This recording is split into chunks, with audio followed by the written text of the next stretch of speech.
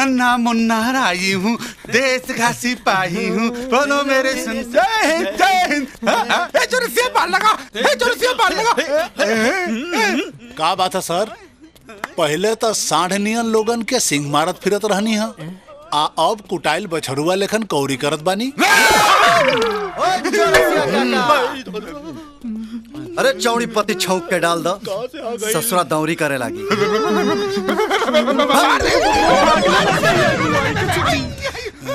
ए अर्जुन भैया, का हो? तो अजगर सांप जो है अन्हा सांप कैसे बन गई? इलायची के तड़का मार के को बढ़िया पान खियावा, फिर बतावा तानी। जी भैया।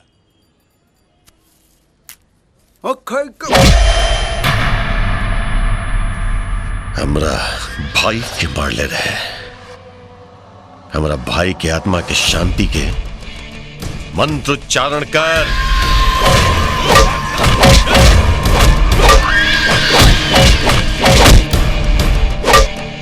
मालिक, वाइड और नो बॉल का चक्कर छोड़ी, सीधा बोल्ड करिए करा के। जो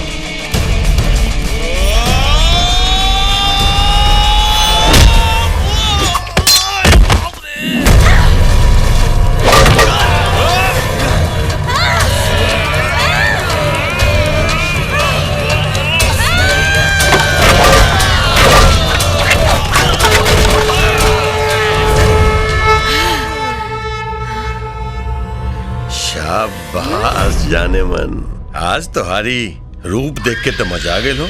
ए भाग जो, ना तो ऐसा हाल करेम कि तो हर मजा सजा में बदल जाई। कितना गुरु,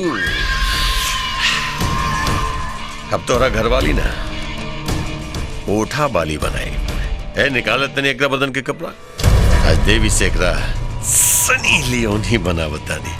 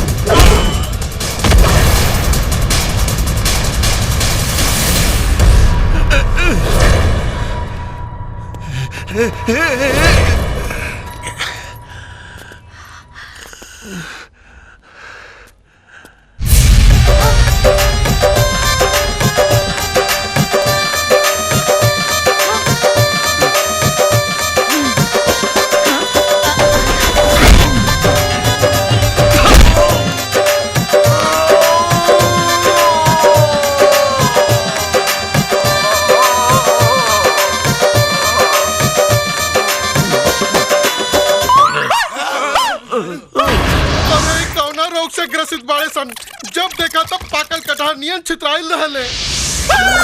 अरे तो वो अरे कटहर को कहो के और खा लेलस, मोटका मुंगरवा हमनी के खाए के पड़ी। अरे भागत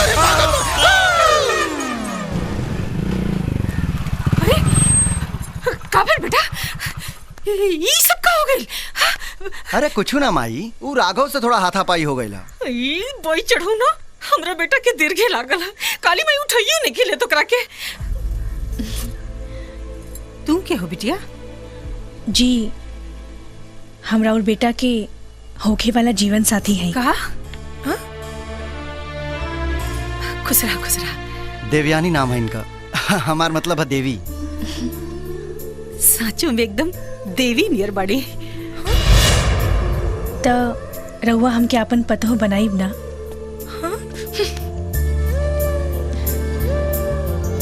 नहीं ना बनाई। काहे? ऐसे पूछा ये हमरे के पहले काहे के ना बतौलस? माई हमरा के डर लागत रहल है ना। अच्छा हमरा से तू डरा करले ना? उ का कहले तू कौन पिक्चर? शोले। शोले फिल्म का गब्बर एक काम जो तू हमरा से डरत रहले हैं? गधा कहीं के इतना सुघर सुशील पतो। अरे पहले बतौले रहते तो अब ले हम इनकरा के अपन पतो बना ले रहती। ए काकी ई सब गड़बड़ घोटाला ना चली। इनके अपन पतो बनेबू त हम का ओल पर माटी चढ़ाई। अरे सुना तो अर्जुन ई का हो गई? अरे बिटिया कुछ ना भइल, तनी सा चोट लग गई, ठीक हो जाई।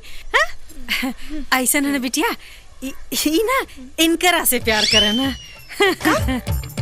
अर्जुन से तो हम प्यार करेली ना। तोरा के पता बा ना। बाकी के जाके जिन चलावा। इनका सूरत के छोड़ा और अपना पतो के गुण पे ध्यान द। पतो बने के हर गुण बा हमरा में। माई के अम्मा नियन प्यार करब। प्यार से जिंदगी ना कटेले बबनी। घर चलावे खातिर खेत खलियान तक काम करे के पड़ेला। हम सब कर ले हब। तो ठीक बा, हो जाए कंपटीशन। जे जीती उहे काकी के पतो बनी। हम तैयार बानी।